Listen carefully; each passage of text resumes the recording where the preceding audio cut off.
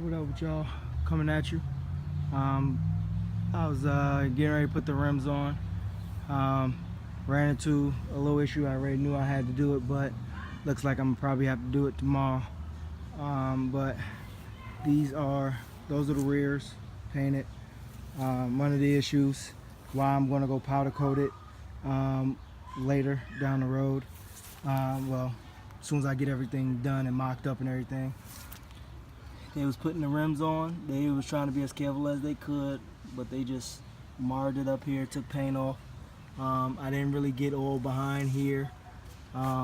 So the rims are gonna come off again, but it's gonna be later down the road after I get the quarters put on and get the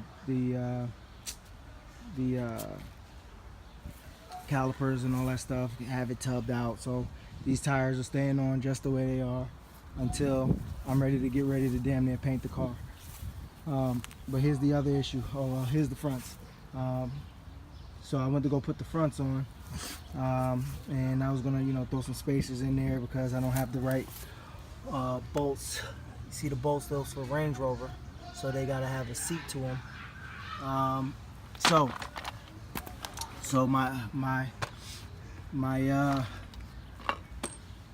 thoughts are either I was going to find some bolts that are the same thread and all that stuff as the chevelle, and that is big enough to seat in that, but I can't find any. So I just ordered some Range Rover bolts or lugs. They'll be coming in. Here's the difference between the two. This is a Range Rover lug. I believe those are like M14s or something like that. And then this here is the chevelle. One, you see how small that is. And you see how long these are. So that's the first issue. Second issue is that because these are so short, they cannot fit. I won't be able to get the bolt through the actual rim to thread on.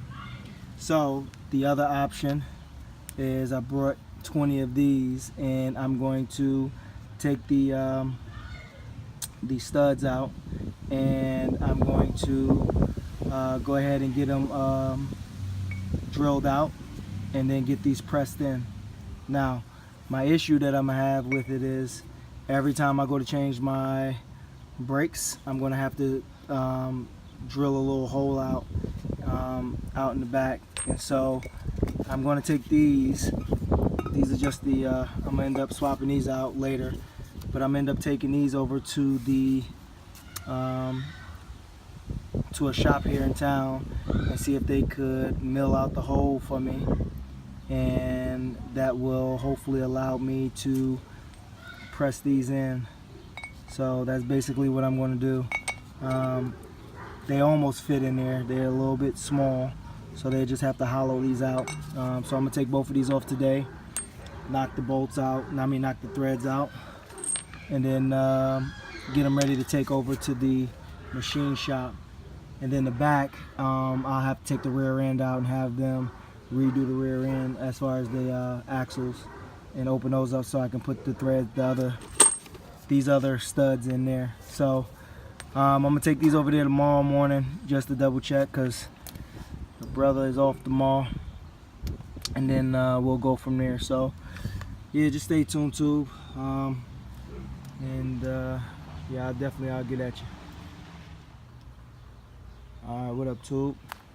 About to get ready to take these axles, these Moser axles, over to the machine shop so they can get drilled out and the new studs get put in so I can mount the rims and tires. It's very straightforward and simple on how to take the axles out, rear axles. If you don't know how to take out the rear axles, I didn't do a video on it, but I'll just tell you to go ahead and type it in on YouTube, and you'll be able to find somebody that knows what they're doing. These are the C-clamp style axles, meaning that there's a C-clamp that clamps right into here as you put it in, and that keeps it in place. So like I said, if you don't know how to take those out, just go ahead and YouTube it.